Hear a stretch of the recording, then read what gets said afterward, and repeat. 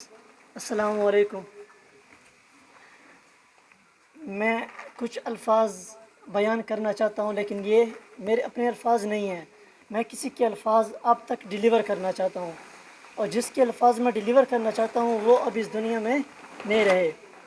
طارق عزیز، جو کہ بہت ہی مشہور شخصیت ہے پاکستان کی، جنہوں نے پاکستان کے لیے بہت خدمات سر انجام دی، اس کے لیے ایک بار کلیپنگ ہو جائے۔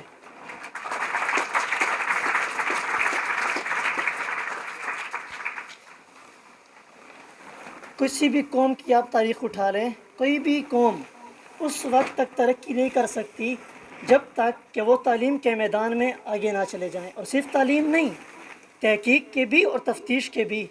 ہم کیا کرتے ہیں کہ صرف بچوں کو تعلیم دیتے ہیں پیسوں کے لیے، کہ بس وہ ڈاکٹر بنے گا تو ہمارے لیے پیسے کما کر لائے گا۔ نہیں، ایسا نہیں ہے۔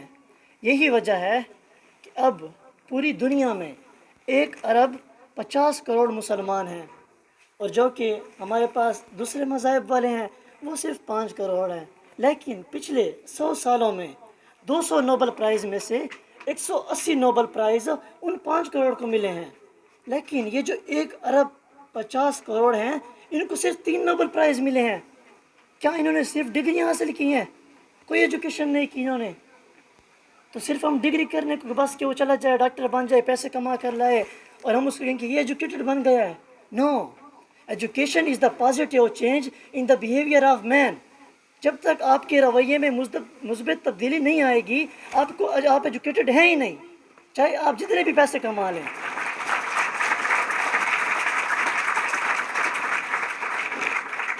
اور ہمارا ملک، جس کو انویسٹمنٹ کہتے ہیں کہ یہاں پر انویسٹمنٹ ہوتی ہے، بیسٹ انویسٹمنٹ کیا ہے؟ بیسٹ انویسٹمنٹ ہے کہ آپ اپنے بچوں کو اعلیٰ تعلیم دو، یہ آپ کی انویسٹمنٹ ہے۔ ہم کیا کرتے ہیں، وہ جو سرکاری اسکول والے ہیں اس کو ہم ان سے نفرت کرتے ہیں کہ بس یہ گورنمنٹ اسکول والے ہیں، ان کی تعلیم آگے نہیں ہے، باقی جو ہم 95% ہے وہ بس ان کا حق نوچ رہے ہیں۔ آخر میں کیا ہوتا ہے، وہ بازار میں چنگچی چلا رہا ہوتا ہے، اور یہ یہاں پہ لوگوں کو لوٹ رہا ہوتا ہے۔ وہاں سے 10,000 کی دوائی لکھ دی ڈاکٹر نے، 20,000 انجینئر لے گیا۔ یہی ایجوکیشن ہم نے ان کو دی ہے کہ وہ غریب لوگوں کو لوٹ مار کریں، یا ہم نے ان کو اچھے انسان بنانے کے لیے ایجوکیشن دی ہے؟ تو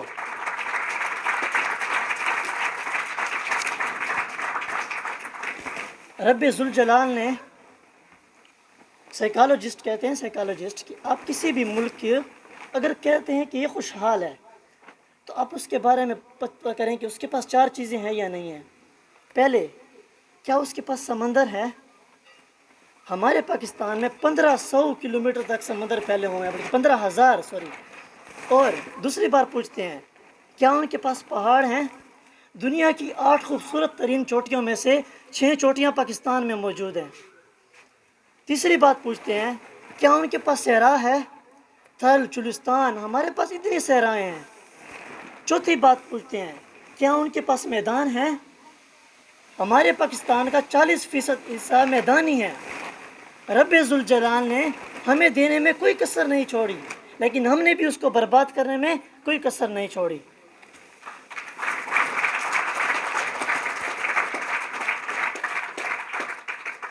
آخر میں مجید امجد کا ایک شعر میں کہوں گا، وطن چمکتے ہوئے موتیوں کا نام نہیں، وطن چمکتے ہوئے موتیوں کا نام نہیں، یہ تیری روح تیرے جسم سے عبارت ہے، اور نظام کونا میں عافیت سے نہ بیٹھ، نظام کونا میں عافیت سے نہ بیٹھ، نظام کونا تو گرتی ہوئی عمارت ہے۔ ہم تو گرتی ہوئی عمارت ہیں، ہم تو گرتی ہوئی عمارت ہیں، یہ ہمارا مستقبل ہے۔